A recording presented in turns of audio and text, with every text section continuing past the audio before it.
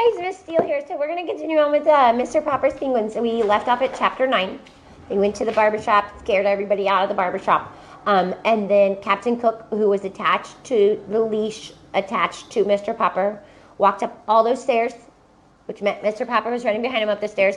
And then he decided to slide down the stairs on his belly, which meant dragging Mr. Popper down all those stairs, also on his belly. And if we remember correctly, Mr. Popper was dressed up in his nice fancy clothes. Can you imagine sliding down stairs on your belly in your nice fancy clothes?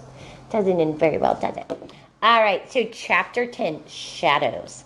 Next day, the picture of Mr. Popper and Captain Cook appeared in the Stillwater Morning Chronicle with a paragraph about the house painter who had received a penguin by air express from Admiral Drake in the faraway Antarctic.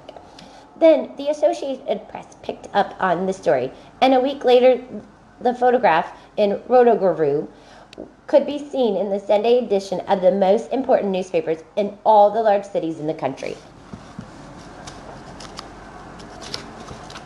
Naturally, the Poppers felt very proud and happy. Captain Cook was not happy, however. He had suddenly ceased his game, exploring little walks about the house, and would sit most of the day sulking in the refrigerator. Mrs. Popper had removed all the stranger objects, leaving only the marbles and checkers, so that the Captain Cook had a nice, orderly little rookery. "He won't play with us anymore," said Bill. "I tried to get some of the marbles from him, and he tried to bite me." "Naughty Captain Cook," said Janey. "Better leave him alone, children," said Mrs. Popper. "He feels mopey, I guess." But it was soon clear that it was something worse than mopiness that ailed Captain Cook.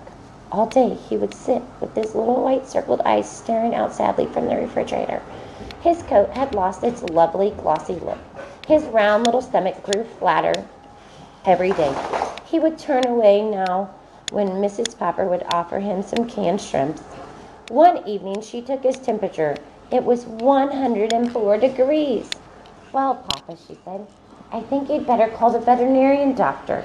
I am afraid Captain Cook is really ill." But when the veterinarian came, he only shook his head. He was a very good animal doctor, and though he had never taken care of a penguin before, he knew enough about birds to see at a glance that this one was seriously ill. "I will leave you some pills. Give him one every hour. Then you can try feeding him on sherbet and wrapping him in ice packs. But I cannot give you any encouragement because I'm afraid it is a hopeless case. This kind of bird was never made for this kind of climate. You know, I can see that you have taken good care of him, but an Antarctic penguin can't thrive in still water." That night, the Poppers sat up all night, taking turns changing the ice packs. It was no use. In the morning, Mrs. Popper took Captain Cook's temperature again. It had gone up to 105. Everyone was very sympathetic. The reporter on the Morning Chronicle stopped in to inquire about the penguin. The neighbors brought all sorts of broths and jellies to try and tempt the little fellow. Even Mrs. Callahan, who had never had a very high opinion of Captain Cook, made a lovely frozen custard for him. Nothing did any good. Captain Cook was too far gone. He slept all day now in a heavy stupor, and everyone was saying that the end was not far away. All the Poppers had grown terribly fond of the funny, solemn little chap, and Mr. Popper's heart was frozen with terror. It seemed to him that his life would be very empty if Captain Cook went away. Surely someone would know what to do for a sick penguin. He wished that there was some way of asking advice from Admiral Drake way down at the South Pole, but there was no time. In his despair, Mr. Popper had an idea. A letter had brought him his pet. He sat down and wrote another letter. It was addressed to Dr. Smith, the curator of the great aquarium in Mammoth City, the largest in the world. Surely if anyone anywhere had any idea what could cure a dying penguin, this man would. 2 days later, there was an answer from the curator. "Unfortunately," he wrote, "it's not easy to cure for a sick penguin. Perhaps you do not know that we too have in our aquarium at Mammoth City a penguin from the Antarctic. It is failing rapidly in spite of everything we do for it. I have wondered lately whether it is suffering from loneliness.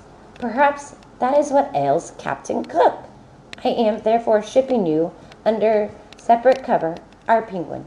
You may keep her. There is just a chance that the birds may get better together. And that is how Greta came to live at 432 Proudfoot Avenue. Alright, so there's the little picture of poor little Captain Cook sleeping in his little refrigerator. But now, Mr. Popper reached out to the aquarium and they are sending him Greta, another penguin. She's going to have 2 penguins living in his house. And they think maybe it'll help if Captain Cook has a friend. So we'll have to figure that out, won't we? Alright, I hope you guys liked it. We'll have to check chapter 11 out and see what happens next.